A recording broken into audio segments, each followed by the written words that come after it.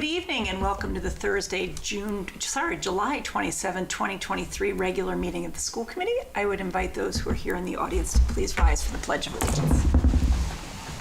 I pledge allegiance to the flag of the United States of America and to the republic for which it stands, one nation, under God, indivisible, with liberty and justice for all.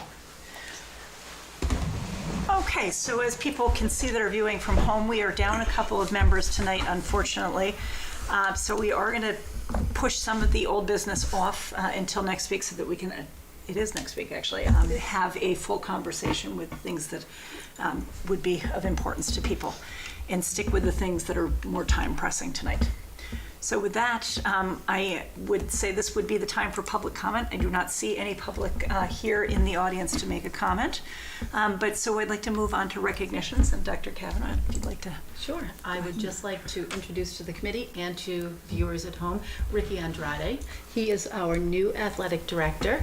Ricky is coming to us from the Needham Public Schools, where he was the assistant AD.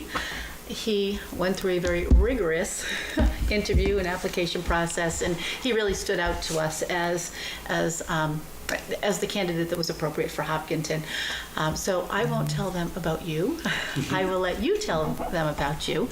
And then if you have any questions for him, I'm sure he would be able to answer them. So really welcome, Ricky. Thank you. Thank you for the introduction.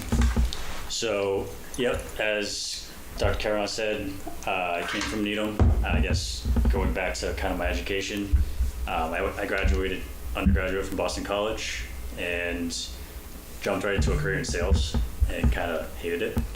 And decided that, you know, what I really was passionate about was athletics and giving back to kids, and I kind of looked at that as my own experience and how that shaped my life and kind of shaped the way that I look at life and look at things. And so that's what kind of got me into education as well. And so actually in Needham, before I was the assistant AD, I spent 3 years as a teaching assistant within the special ed department at the high school. I worked as a coach for soccer, middle school, and unified track and field. And then I also did a number of different jobs within the high school. Testing coordinator, I filled in as a special education liaison, long-term sub, and kind of worked my way and really built a relationship with the community there and the staff there, and was able to be the assistant athletic director for the last 2 years. And when this opportunity came up, something I couldn't pass up. I saw a lot of similarities with Hopkinton and Needham, and you know, I thought it was a great opportunity to kind of advance my career and bring my skill set to a district and kind of have my opportunity to mold and move forward this particular district, which I think Hopkinton is a fantastic spot to be. And I know with the growing numbers that there's going to be so many more opportunities for students to get involved. So I'm really looking forward to doing that. We've already had him very busy looking at the pool. Yep. Yeah. Yep. So that's exciting. Other things that you've been up to since you arrived? So, I mean, there's a million things that are kind of on my plate at this point. The biggest is making sure we have all of our coaches hired for the fall season, making sure that our schedules are set for the fall season, and kind of coming up with a practice and tryout plan for the first week of tryouts, which football starts August 18th and every other sport starts August 21st, so we're actually under a month away. And so making sure that that's kind of all set up, while also working on some registration stuff to make sure that students are able to participate when they go to practice and tryouts. Okay, great. The pool, is there any news on that? I know that's been ongoing. Mr. Bishop and I, the principal at the high school, had a good, productive meeting with EMC this week at the pool. So we actually saw it. We know that it's a pool. They've kept it up, so it's nice. You know, and so it's promising. There's still some logistical things that we have to go through, and I think some legal things with insurance. But that's something that both Evan and I are very, very, you know, we're hopeful that we're going to be able to continue to do it. And I know they're opening up the pool to a couple other user groups, so it's definitely going to be open. And so it's just kind of a matter of the red tape and trying to get through so that we can be able to use it for the winter.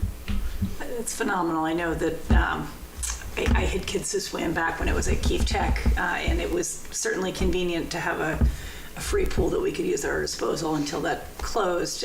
But it would be certainly a fabulous thing to be able to have something closer for our athletes. Yeah, definitely. Thank you for that. Yep. I'm excited you're here. Welcome. Thank you. I only know what I read in The Independent, so I was really interested to see that you spent time at MIAA, which was obviously really probably great insight into the back engine behind athletics in the high school, and just really interested in all that you want to do to engage lots of kids in the program. I love that you worked with Unified Sports, but I also was interested in what you're talking about in terms of even non-athletes connecting the student body to the program. So could you just share a little bit for the community, if they didn't read the article or want to expound a little bit, that'd be great. Sure. So, the way that I look at kind of an athletic program as a whole, it's not just who's on the field and on the court. It's about how we can get like kind of the whole community and the whole school community involved. And one of the things that I thought about doing in Needham that ultimately was shut down because of some budget issues, but was kind of bringing a program of kind of sports media into the fray for the program itself. Whether that's sports journalism, maybe some TV reporting, maybe some like kind of social media work, kind of that sort of realm. I feel like is something that in high school athletics is not really touched by students. Sometimes as adults, I know HCAM will be at all of the games and everything else, but I think having that opportunity for kids that maybe like aren't traditional athletes but are interested in, maybe they're huge avid baseball fans and they're interested in, being a sports information director and they want to take stats down. I want to be able to provide that opportunity to them to be able to do that. And so this kind of sports media thought is more, I'm going to kind of wait to see where the interest lies, but it's something that I hope to start to introduce this year and then kind of build as we move forward. I love the creativity. I love that, we all have budget constraints and the realities are one thing, but I love that you're thinking about that, especially where bringing different groups of kids together who might not normally be together, is such a great thing. I know my sons were athletes, but they were also in the band, and when they were in the band for the football games, it's sort of bringing a different side of them to a different sport that they didn't play, and just connecting it. It's pretty exciting. I wanted to ask you just one other question. In terms of, your view of the athletic program, we, as you probably know, have a strong commitment in the school committee for, diversity, equity, and inclusion, and we really want to make sure the culture is healthy. We definitely support whole child and want to make sure that all of our programs really embody the things that we value. So did you have sort of any thoughts on how that culture can be continued and consistent in athletics? Yes. So, and Dr. Kavanaugh and I had a conversation earlier about this, trying to see if there are ways to kind of train our coaches who are not educators into learning some of the things that the district is doing, to incorporate that into their teaching and into their work. Coming from Needham, similarly, they're doing a lot of the work that we're doing here. And I think where it's a challenge is that there's, for varsity programs, they're competitive, and a lot of times that maybe clashes a little bit with some of what the community wants to be done. And so to me, like, I'm working a lot with equity and giving opportunities to each team, like equitable opportunities, whether it's, practice times or game times, or trying to figure out ways to make sure that one team isn't feeling like they're getting slighted, or one team isn't feeling like, or one gender isn't feeling like they're getting slighted because they have away games every Friday night and they can't watch the football game, something like that. So, and that's one of the things that we did in Needham a lot, is making sure, we had a policy where every varsity team had 3 night games across all genders. And so maybe trying to bring that kind of into the fold and making sure that, like, when I make decisions, that I'm thinking about everything that everything that's going into that decision from a lens of equity and diversity. I think looking at how we hire coaches and how we train people and how we hire I think we're looking at, I'm currently hiring an assistant athletic director and trying to see what kind of person is going to bring the greatest value to the program through a lens also of diversity and equity and inclusion. And so kind of a long-winded way of saying, I'm trying to think of the best way to bring kind of everybody involved in the program to be able to follow these teachings that the Hopkinton Public Schools has been doing within the school itself and within the district itself. Love that. I also love that you've already transitioned to we. They did that in Needham, but we do this. I love it. So, welcome. Thank you so much. Yeah, and just so you know, Jen Sucre will be reaching out to you too. I met with her this morning and I said, there's a connection, so. Great. That's great. Perfect. First of all, welcome. Glad to have you here.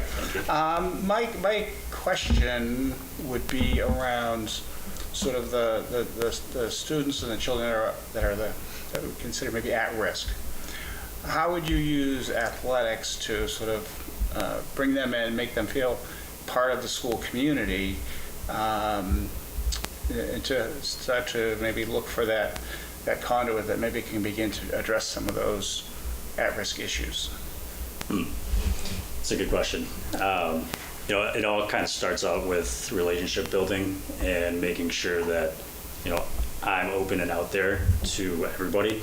And that's whether that's being in the halls during school or being out at the fields during practice, or and also connecting with, the people within the school that know, hey, we have a group of students who are interested in this. How can we help them, whether it's offer them something that they can, whether it's a sport they can play or whether it's some way to be a part of something that maybe they haven't been a part of. And so, my goal is always to give as many opportunities to every kid to be a part of the program. And so for those particular students, whether it's a financial issue of paying user fees, or it's anxiety, or it's a disability or something like that, it's looking at kind of all the angles to see what's the best way that we can support them. And so I've worked a lot, again, coming from Needham, where we have a very similar kind of mindset where we're trying to help and trying to get people involved and trying to make sure that, there are some times where there are students who maybe are not your traditional. They're going to be at practice every day. They're going to be at games every day. They're going to kind of give their effort 100% of the time. Maybe there's students that, sometimes are going to drift off a little bit. And how do we continue to keep them coming to practice and keep them kind of out of trouble and do things that are going to get them to want to actually be a part of the team. And so that's something that I actively do, and I'm actually going to be trying to do, and making sure that our coaches are kind of on the same board. Hey, if you're having any issues, please let me know so that we can come up with a solution. Perfect. And to echo Amanda's comment about that, love that that inclusivity. And I also liked that you talked in terms of making it an active process where you have to go out there and actually engage the students rather than being passive and waiting for the students to come to you. Maybe they want to get involved, don't know how, but if you're looking for those opportunities to go out and engage with those students, I think that's fabulous. Thank you. Well, welcome. Hopefully, summer continues to be good to you in terms of getting things ready to roll out in September. So, Yeah. love that you already have Hiller's gear too. I know. I have to. Still looking to get more though. That's great. And thank you for coming out on the night of, promised hurricanes, tornadoes, and raining Yeah. sideways. But No, I'm it's a very tricky excited to night. be here, and I'm looking forward to this year and beyond. So, thank you for having me. Hopefully this rain is good for our grass fields. Yeah. It's been a good year for the grass fields. If we have challenges getting to the pool, we'll bring the pool to us. There you go. All right, thank All you. right. Nice to Thank meet you. Take care. Right, that brings us into our reports. Item A under that is the financial report. Mrs. Rothernick. Do you want me to jump on? Nope, I can get off that screen right now, sure.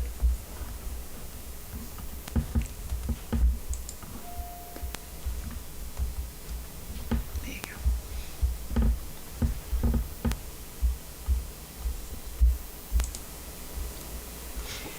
Thank you. And I did email the financial report. I apologize for the lateness of the not being in your packet. So the beginning of the financial report that you received in an email is a memo that really kind of explains the rest of the report. So I'll read through that memo, but I will leave up on the screen what is really the first page that shows the numbers, if you will. So the attached financial report presents a balanced budget. The summary page indicates a positive variance in payroll offset by a negative variance in expenses. Positive variances became apparent during the fiscal year. Buildings and departments discussed opportunities to better address student needs, and this is reflected in the negative expense variance for buildings and grounds and regular education. Payroll for central office, student services, building and grounds, technology, and athletics had a positive variance offset by a negative variance in regular education. The positive variances in payroll are mostly due to attrition. In this hiring market, it can take a long time to replace staff that leave the system for various reasons. This creates a positive variance while the position is open without a hire. Some positions, such as in building and grounds, can be open for months without a hire. The negative variances in regular education result mostly from substitute accounts. Long-term and day substitute accounts are a significant driver to the negative variance. Expenses for central office, technology, athletics, and occupational day had a positive variance offset by a negative variance in building and grounds, student services, and regular education. The positive variance for central office is mostly due to school committee legal and transportation lines.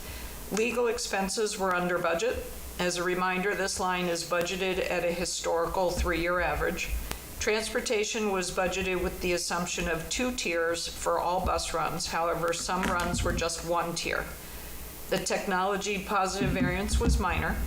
Athletics positive variance is mostly due to transportation and professional development running below estimate, and occupational day is under budget based on the estimated attendance for Norfolk Aggie students who then decided to stay at Hopkinton. The negative variances for building and grounds is due to custodial supplies and repairs, offset by a positive variance in utilities. The custodial supplies are over budget as a result of inflation and supply chain pressures and an unanticipated replacement of a floor scrubber. Repairs are over budget due to unanticipated replacements such as a waste pump, water booster pump, and other HVAC units. Damaged ceiling tiles were replaced when the middle school roof project was completed. Existing electrical issues were discovered during the auditorium lighting project, and vehicles continued to need costly repairs. The negative variance for student services is due to contractual services and transportation.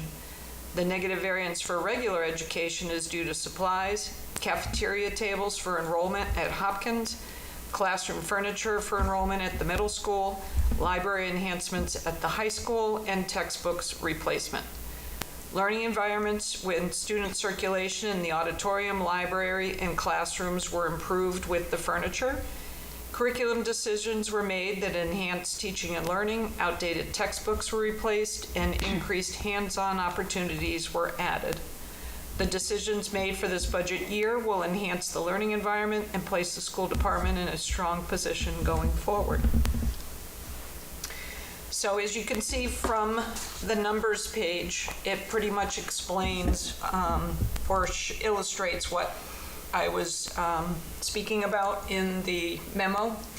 I think the biggest thing is with building and grounds and the repairs.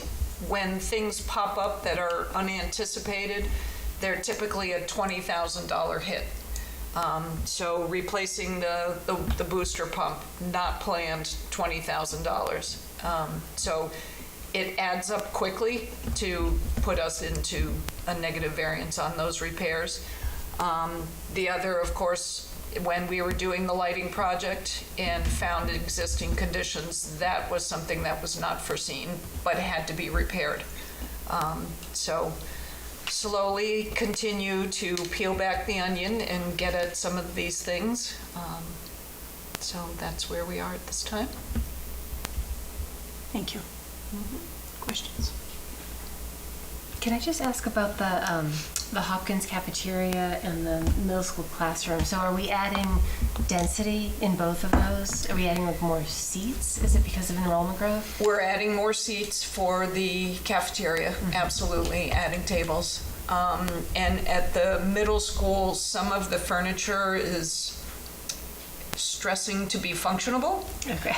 I like that phrase. How's that for a polite way of putting it? Okay. So with the continued growth, things that just, were kind of put together don't work. Yeah. So. Great. And we probably talk about this in liaison reports, but one thing about the ESBC2 project and the repairs history, the track record rather, that we have in the district of maintaining our buildings and facilities actually has benefited us in that process, which is a real credit to you and to Mr. Person for how that's done. Thank you. Thank you. I appreciate all the detail on that. Thank you. All right, that moves us into the superintendent's report. I will pop off.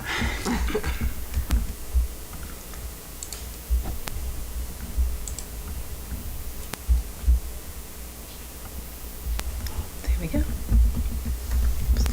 All right, so the superintendent's report for July 27th, 2023. Our ESY, extended school year, it's been up and running now for several weeks, and today, coincidentally, was the last day. I think our kids have been learning a lot and having fun. We had 150 students pre-K through age 22 attend the program this summer. So when the kids come in, Bristol Abroad and I had a day where we went and we visited marathon schools so we could see our youngest learners attending ESY. And so when the kids come in, they just engage in a little bit of free play in the morning. And, it's really nice because I think some of that works toward their social goals. But you can see that, our assistant superintendent, teachers, paraprofessionals are like on the rugs and working with the kids. This picture is here because I promised one young fellow that I would absolutely positively show the sunflower seeds as they are growing very rapidly. So we were probably there in the third week maybe of ESY, and so because the sunflower seeds were doing so amazingly well, he wanted to make sure that we got a picture of that as well. Today was their end of the year celebration, so you can see that we've had the Juniper Farms ice cream truck, there were pizzas, kids were outside playing. The CPAC was there introducing themselves to families, so it was a really lovely event. And, I do want to thank Beth Callahan, Abby Hanscom, all of the support staff in special education. They were, Denise and Lydia, they were amazing, so thank you to them. Highlights of this year's ESY are 18 to 22 kids were volunteering at the Community Harvest Project over in Grafton. Our kids had an opportunity to engage in sports and social skills development through Kids in Sports, so they were doing that with some regularity. ESY partnered with the Hopkinton Center for the Arts, and so they were at the HSA doing music and movement once a week. And the ESY family event was obviously held today.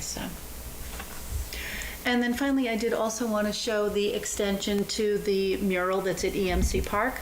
The Hopkinton Cultural Council has been building these sort of panel by panel. And in the spring, Chelsea Bradway, who is one of the teachers at Marathon School, had the opportunity to build one of these with the kids. So our special education students have had several days where they can sign up for times and they go over it and they do kind of a Jackson Pollock splattering of the paint.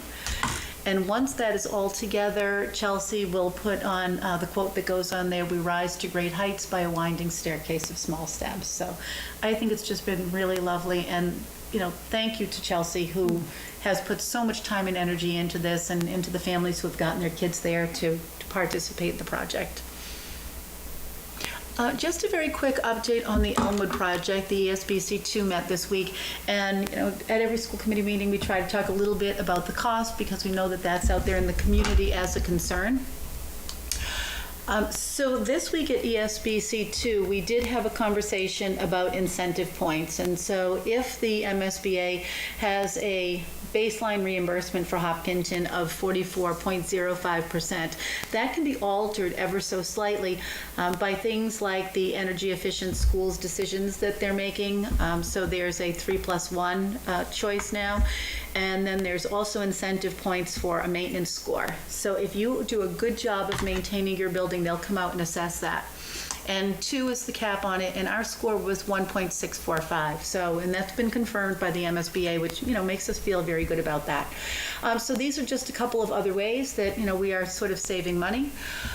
If we can summarize the good news, ESBC2 has been making design choices that have reduced the costs. They've made energy choices to reduce cost, and the district maintains our buildings really well, thereby reducing the cost. And the reimbursement rate doesn't apply to all the aspects of the project, but it will apply to most. And we know that there are caps on some of those things as well. So we don't know that number right now. It's still up in the air. But I feel like we are moving in a really good direction in terms of the reductions that we're making in design and where we are in terms of our reimbursement rate. So. And those additional opportunities for additional percentage points that were announced, they apply to everything. They just add to the reimbursement rate for everything that is covered by the reimbursement rate. So I thought that was exciting news. That those percentage points count. Right, Yes. when you're looking at adding 4% in the reimbursement rate, that's potentially millions of dollars. Yeah. Oops. Yeah, I think, what we don't realize, we always throw that number out there of 170 million, and, we said that that's really an artificial number. It's the number if you had made all the most expensive choices in the whole wide world, but when you think about what 1% of that is, you're talking about 17 million. Yeah. So, just if you put it in that perspective, you're thinking about an awful lot of money every time you see a percentage point. Yeah. And even if it's a building that costs 160 or 150 or whatever the number turns out to be, every time you think of 1%, you're thinking about that million. I think that's important when the community sees those big numbers. It'd be very frightening to think about $170 million coming out of your pocket. But then to hear things like these additional savings cost and the cost opportunities for us, and to see how those can be realized, I think is folks feel like they have a safety net. Yes. All right, then this just came up. So when Mr. Lebrad and Ms. Zucker and I were preparing for our presentation on the Cape, we wanted to sort of share with people what we've been doing in terms of diversity, equity, and inclusion, but in a school district where we've been growing rapidly and our demographics are changing. But one of the things that we noticed is from the 2018 to the 2023 school year, we've had 780 additional students, which, I think people were sort of gasping for breath when they saw that number. But then we started to kind of do the math on that and kind of how it plays out in terms of physical space needs. So it does connect to the previous slide. If we think about the 780 additional students, and just for the sake of simple math, if we put 20 students in each classroom, there would be a need for 39 additional classrooms. Now, we've already added 18 if we think that we're about to open 4 stick-built at Marathon, 4 modulars at Elmwood, 4 modulars at Hopkins, and 6 stick-built at HHS. So there are 18 of the 39, leaving sort of 21 remaining. So if we've accommodated kids through those 18 classrooms, there are still a remaining 420 kids that we have absorbed without classroom space for them, if that sort of makes sense. And if you divide that number up over the, say, 14 school years, it's really only about 30 kids per grade level. So you kind of take them in and class size creeps up a little bit, or we say, well, we can dismantle a science lab and put a class here, or dismantle that classroom and put them there, or take away an art room and put them there. So we've made do, but 420 students to absorb without having started with that space is a very large number of kids. I think that middle column of effort that, to do as efficiently as possible whatever we can to absorb and then accommodate to the point where we are today, where we have to build some real new capacity. Yes. We've done all the absorbing that we can do, and I think it's been as you said, like 30 students here, kind of the trickle. In a way, it feels like you sort of spread them out across all the grades, and doesn't feel like it, but when you realize how much we have absorbed, and we've tried to efficiently keep pace, but there's just no additional easy next step that we could do. If there were, we would do it. Yes. Well, and it also comes back to looking at it. We've added capacity with some of these classrooms in different ways that we've been able to, but our cafeterias and other common spaces continue in a way that our educators and our paraprofessionals and everybody in our buildings has been working really hard to keep things safe. But there's a certain point at which adding more students into a cafeteria or into the hallway could present a safety risk. Yes. And that is a concern, I think, for people who have been following the elementary school building committee and the Elmwood project.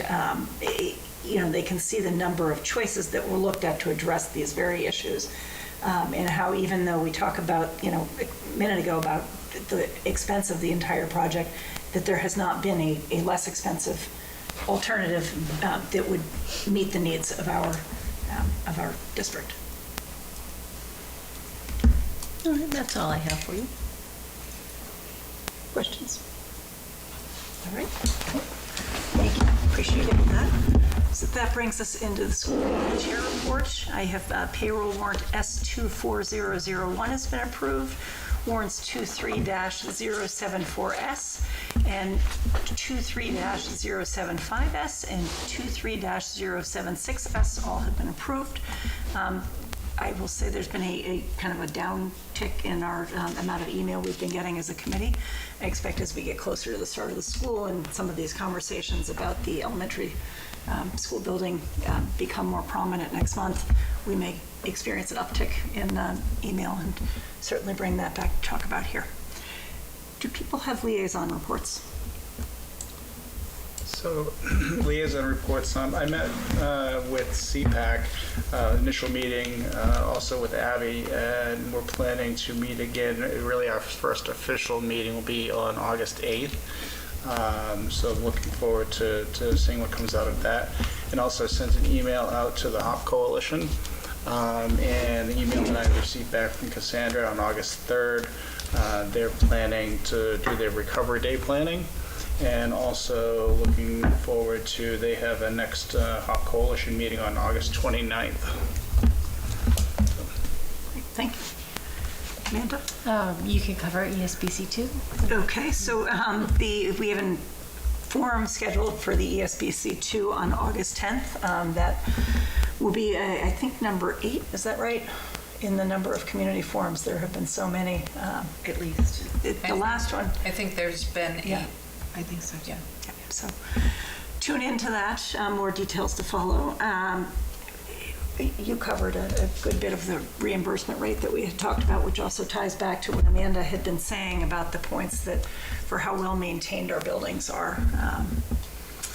The other thing is the week of August 20th, the Elmwood School project plan is going to go before both the select board and the school committee for a vote. So that's an important piece. I hope people have, take time from their summer breaks to be able to tune into the forum, but also to reach out to the ESBC 2 to ask questions and to look at the information that's coming out. It's an important decision that the boards have to make, and I know that we'll want to hear from people in the community. So that is what I have for that. I don't have any other liaison. Do you? Okay. Then that moves us into new business. We have item A, which is policy BCA, school committee member ethics. This is a first reading. Dr. Kavanaugh, is that you or is that Amanda want to? I can take it. Sure. You were there for this. Susan and I met and looked at BCA. When we had mentioned it previously, the committee rightly noted that the MASC policy was based on last based on a change a long time ago. So we're like, oh, we really should look at this and make sure. Not that school committee member ethics change a whole lot, but the date made us just take a second look. And that was a good thing that it did, because you can see in the packet where we suggested some edits down under a school committee in their relations. I think it's the bottom of page 2. Where it says the school committee and their relations with their fellow committee members should, and then the first change we made is recognize that actions at official meetings are binding and that individual committee members alone cannot bind the committee outside of such meetings. Just sort of clarifying, I think people understand that, but using language that we thought was clearer, that no one of us can express an opinion on behalf of the board that hasn't been voted by the board. So we put that suggested change in down on number 4 in the same section. Again, a school committee in their relations with their fellow committee members should, number 4, not withhold pertinent information on school or personnel matters from members of their own committee that would directly impact the ability of the committee to execute and uphold its responsibilities in service to the students of the district. Members of other committees seeking help or information on school problems will be directed to the school committee chair. This is a little bit different from the MASC language. You can see, particularly in that last piece, this MASC language said either from members of their own committee or members of other committees who may be seeking help or information. We feel that it's generally our policy that communication goes through the chair. So why wouldn't other board communications go through the chair? So we just put that in up for discussion. And then the last, number 5, it used to read, make decisions only after all facts on a question have been presented and discussed. Just based on the business at hand, sometimes there are deadlines that are outside of our ability to influence, like with I think some of our Elmwood building votes, we have to take a vote. So saying all facts, it's sometimes not really possible to get every single fact, and the vote still has to be made. So we reworded it a little bit, suggesting cast votes based on all available facts and information presented and discussed in order to render the best possible decision in a timely manner, because we thought that reflected more of the actual work that the committee has to do. So those were the changes that we recommend. Again, it's just a first reading, and the policy belongs to the committee, not to the subcommittee. So open to any suggestions or thoughts. So I don't have any questions about it right now, but I do like some of the changes you've made. Yeah, I mean, I agree, especially on the point number 5 there.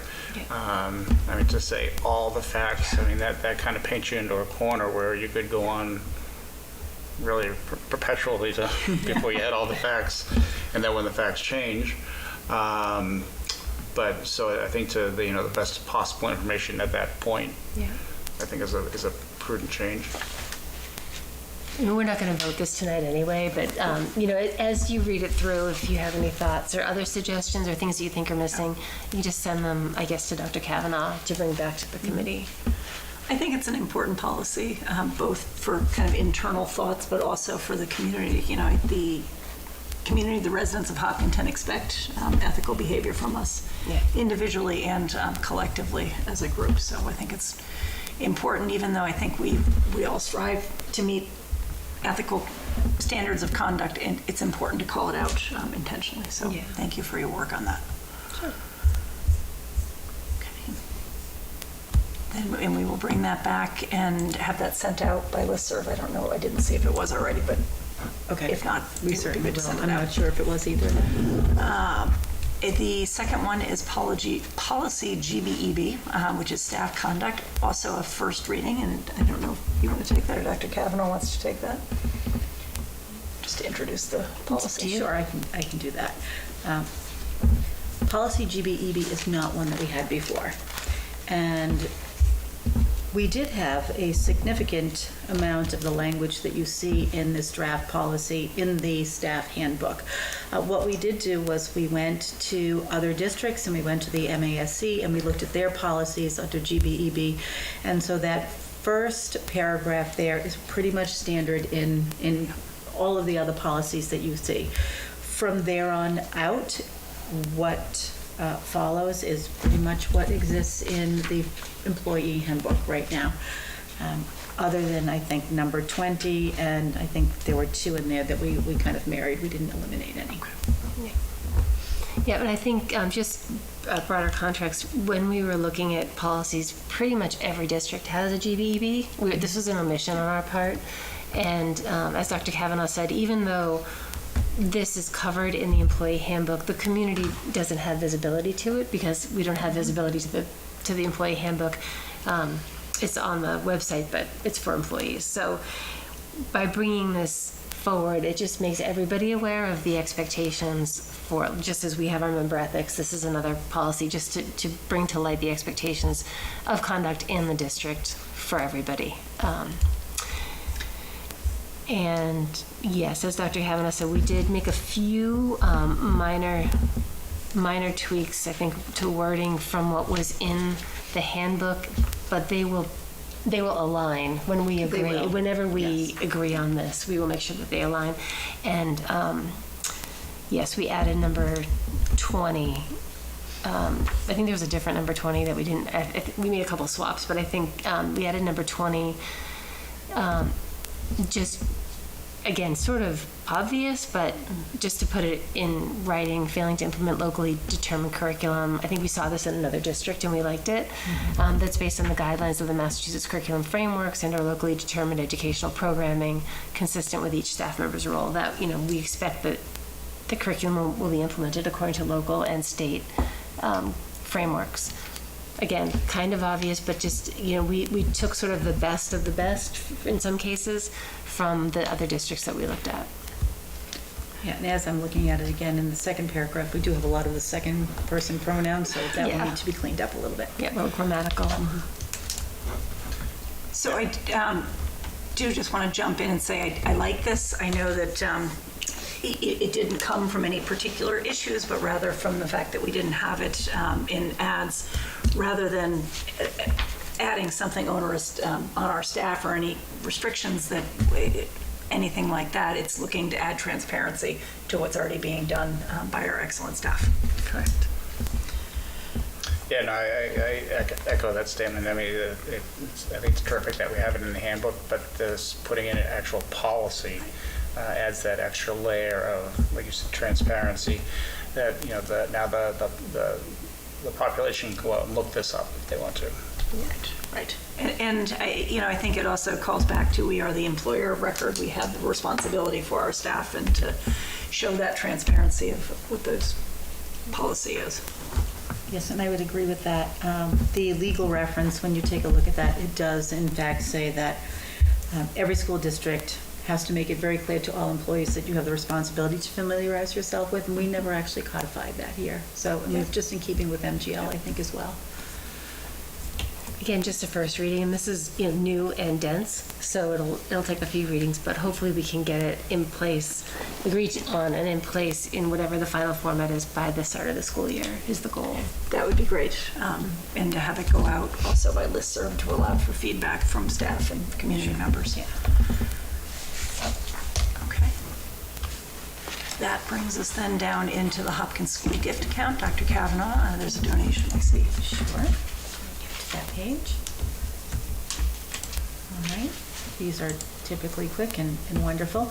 The Hopkins School would like the school committee to accept the attached check from Showtix for You Digital Theater in the amount of $175.64, and that is the balance of funds collected for the 5th grade talent show fundraiser. Okay. Are there any Need a motion? questions? A motion would be great. Motion to accept that check for the amount of $175.64. Second. Okay, motion by Adam, a second by Amanda. All those in favor? Aye. And it is unanimous and gratefully accepted. It was a lucrative talent show. It really was. I think A lot this of is talent. our second acceptance of funds from that show, right? It feels like we did another one on that, Yeah. right? Yes, I think this is just the last little dribs and drabs of it coming in. This is great.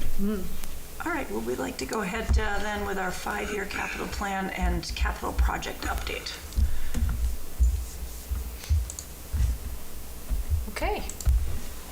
So I'm noticing that consistently I have the wrong date on all of my presentations, so It's summer, it all kind of comes together. I don't know what day it is. That's okay. There are some folks out there that can't spell school correctly. Okay, so this is a revisit to the capital plan. And as we revisit that, I want to circle back and just talk a little bit about the importance of a capital plan. So this is from the Government Finance Officers Association, and it states that state and local governments should prepare and adopt comprehensive, fiscally sustainable, and multi-year capital plans to ensure effective management of capital assets. A prudent multi-year capital plan identifies, prioritizes expected needs based on a strategic plan, establishes project scope and cost, details estimated amounts of funding from various sources, and projects future operating and maintenance costs. Capital facilities and infrastructure are important legacies that serve current and future generations. It's extremely difficult for governments to address the current and long-term needs of their citizens without a sound multi-year capital plan that clearly identifies capital needs, funding options, and operating budget impacts. And just to bring that into where we are, the town of Hopkinton and their financial management policies, and this is on the website. This is an excerpt from their policy. Capital program policies. A, the town has made a practice of funding the operating budget at the expense of capital items, resulting in a backlog of pending capital requirements and deferred maintenance, which could ultimately lead to critical failures and increased costs. The town should strive to ensure that capital items are not funded through operating budgets and should seek to ensure that capital items are properly funded even in times of financial constraint in order to prevent larger costs or losses later. And B, the Capital Improvement Committee and Town Manager will continue to maintain a rolling 5-year list of anticipated capital needs, and the list should be reviewed and updated annually. So just as a reminder, the school committee approves and reviews a 5-year capital plan. It was reviewed by the school committee and the appropriations in the spring of 20. You can see on 24, the HVAC district-wide was 1.2 million, the point-to-point testing at 98,000, VAV replacements at 157,000, the Elmwood renovation estimate at 170,000, the Hopkins addition renovation, and this was a use mostly from the school's stabilization for $3 million and system-wide technology upgrades. Looking out into the future, we had spoken about the Hopkins addition, middle school potential. These, again, were driven through the district-wide capital, district-wide study. So again, focusing on updating the plans annually. The Hopkinton Public Schools strategic plan to plan for enrollment growth drove the Perkins Eastman district-wide study project. The projected cost for the Elmwood School is a soft cost and not yet fully defined. The projected cost for the Hopkins addition also is a soft cost and not yet fully defined. The Marathon Playground and the Track and Field project were approved by the school committee for '24, but did not move forward by the town manager. So these projects were moved to fiscal year '25. So reminder of the district-wide study, they presented what is considered a stoplight analysis, which basically shows green is being good, red is, or yellow is caution, and red is that we're over targets. So the green is the enrollment is at or within 10% of the target class size. Yellow, it's between 10 and 20% of the class, and red, it's over 20%. So you can see this really was the focus for the Elmwood and moving to a grades 2 to 4 project, which then put the Elmwood grades 2, 3, and 4 into the green. And looking at the Hopkins addition, which in year 2027 is in the red. So as we move with these adjustments, you can see that with the Hopkins project, it moves the middle school into the green, the high school is still at risk and Elmwood is still at risk. So looking at the information that we have, if the Elmwood project has a successful vote, then one grade moves off the middle school, high school, and Hopkins campus, resulting in less demand for parking, which could result to relocate the tennis courts and additional parking of $4 million. One grade also moves out of the parent traffic flow for the middle school, which could lead to cutting the reconfiguring of the traffic flow within the middle school, high school campus of $2.2 million. So again, that could be a reduction of future capital requests of $6.2 million.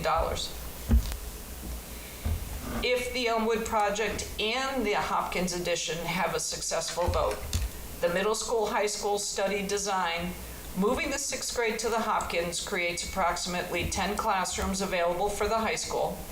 This creates capacity up to the year 2028 to stay in the green at the high school if those classrooms are able to use at 100% capacity.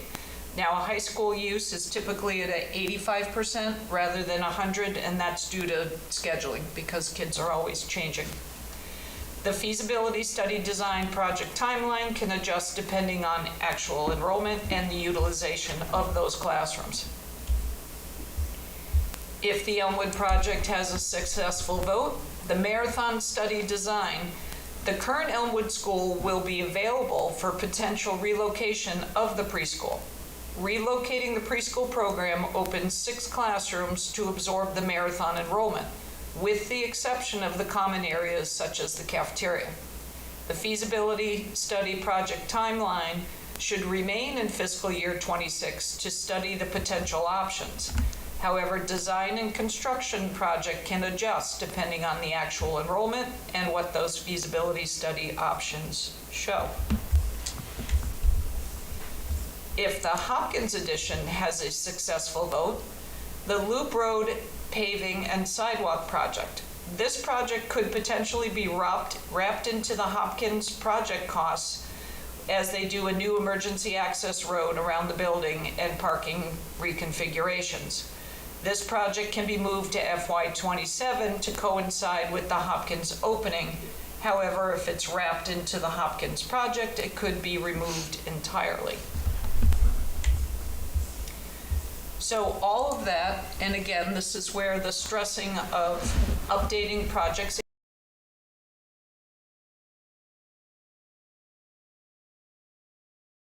on the building renovations, the Elmwood project stays, the Hopkins addition stays.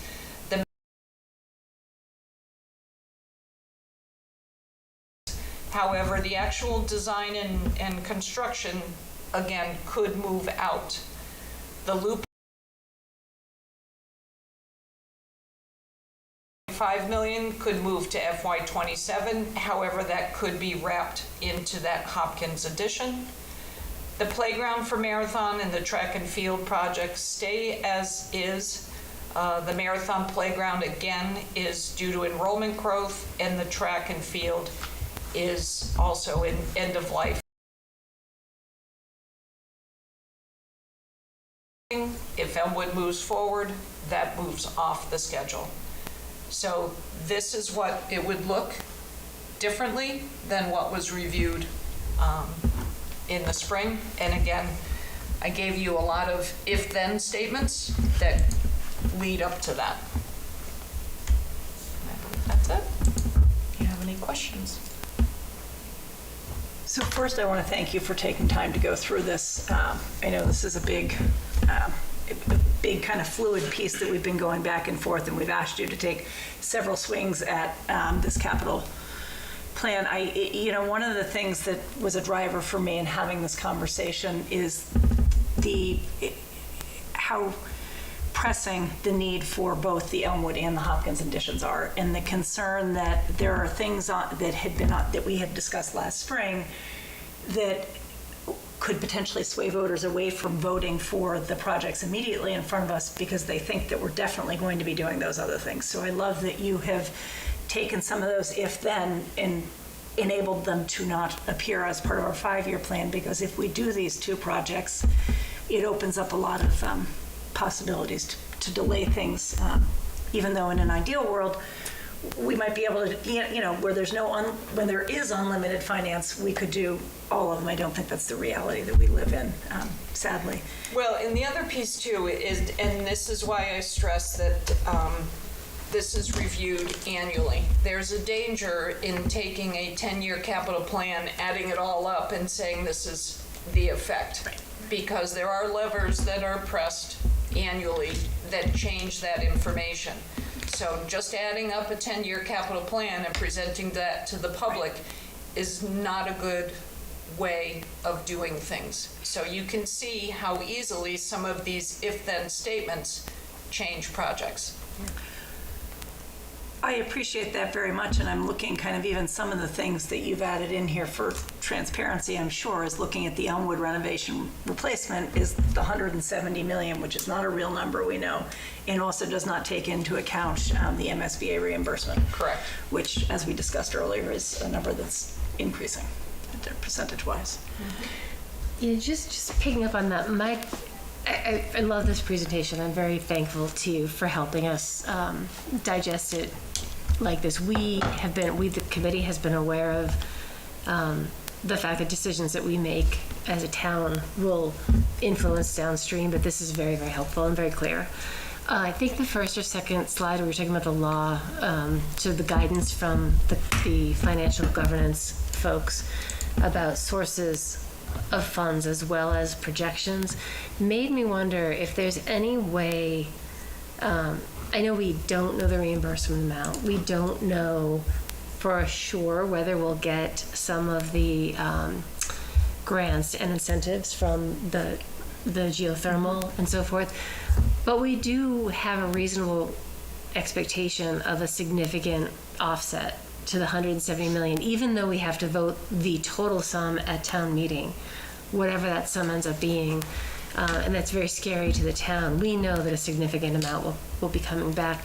Is there any way to represent it, put an asterisk or a footnote or something, like just to, make sure that on the page we recognize that unlike other capital projects that we are pretty sure will either be pay-as-you-go or debt-funded, this particular number specifically has that MSBA component? Yeah, it's difficult, and it really comes down to communication, because the public at town meeting and at the ballot will vote the gross cost. Yes.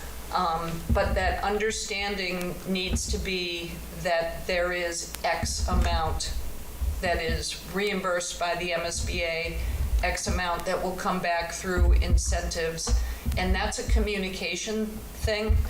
So there's a danger of changing this number that would then be different because the community does have to vote the gross.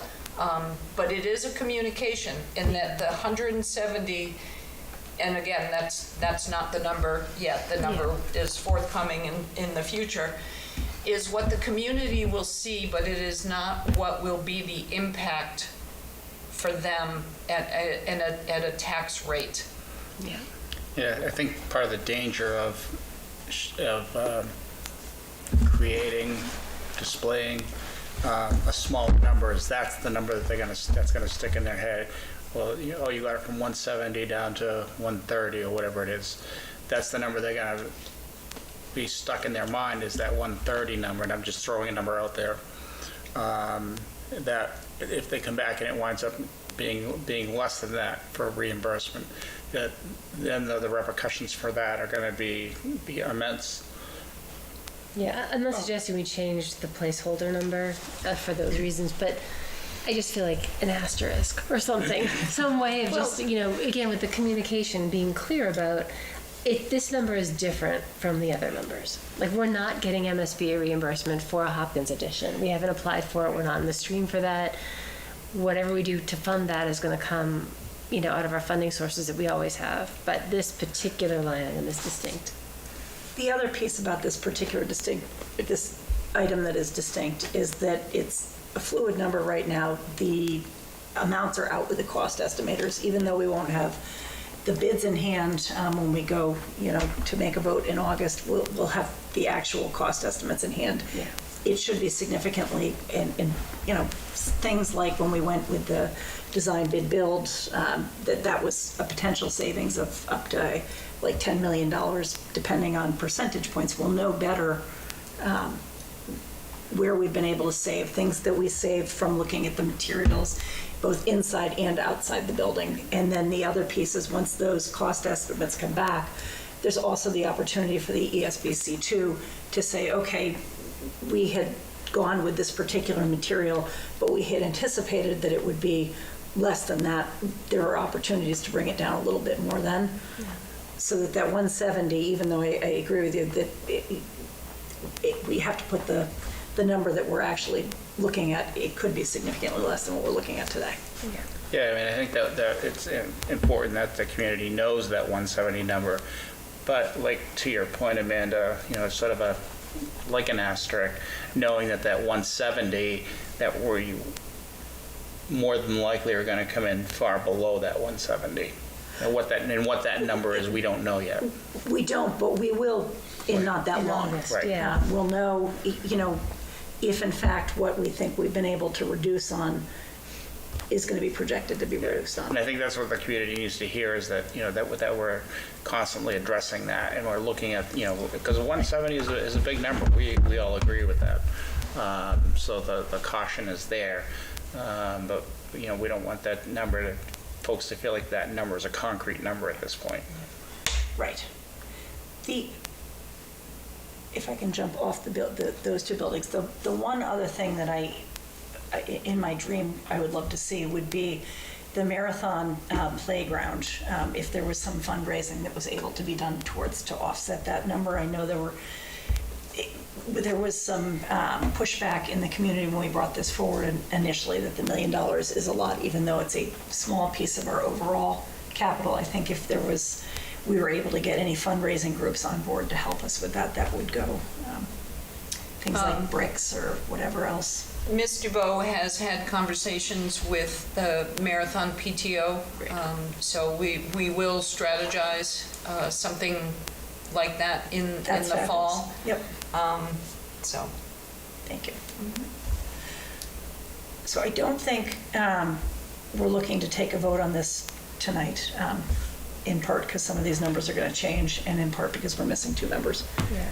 So that's No, this is great though, and I really appreciate the transparency that you bring for our capital projections. I feel like, people, they might be scared by it, but they know what the schools are looking at in terms of, we're going to need a generator in 2028. We know that. We know that because we track all our equipment well. We have our school do, I think, inventory and maintenance schedules and so forth, and it makes a huge difference. And all that, very not glamorous back office work that enables you to bring this forward is just really valued. I really appreciate that. I think that the community at least knows what the numbers are, and then once we know it, we can figure out how to deal with it. Yeah, it's great. appreciate that. Thank you. All right, thank you. Going back to our agenda here, the next few items, the equity assessment report, I'm going to recommend that we put off. I know there are our other committee members will have questions on that, as well as our liaison roles. Do you want to put the superintendent goals off as well? I'm fine with that. Okay, I'm just thinking because we want to vote on them,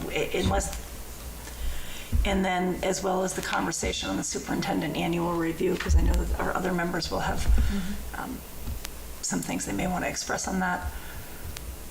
Is that okay with everybody? That's fine. Okay, then that brings us into future agenda items. Does anybody have any that are not already on our radar? Okay, you can always email them. That brings us then into items by consensus. Okay, as superintendent, I recommend the school committee approve the items by consensus as outlined in your agenda. And thank you to Georgette for editing the minutes Yes. from the June 15th. Is there a motion for that? Motion approved. Okay, so motion by Adam, is there a second on that? Second. Second by Amanda, all those in favor? Aye. Aye, and that approves our items by consensus, and that then moves us into a shockingly early adjournment, which I will say offsets all of the, an early meeting here and there offsets some of the super late ones we have during budget, so is there a motion to adjourn? I'll defer to you for that one. So moved. Motion by Nick and a second by Adam. Switch it up. Any discussion? Anyone not want to? All those in favor? Aye. And it is approved, and we are adjourned at 8:05. Our next meeting is August 3rd, here next Thursday at our regular meeting at 7 o'clock, and then we'll have another one on August 24th, which will be a daytime meeting. So thank you all for tuning in. I hope everyone's enjoying their summer, and have a good night.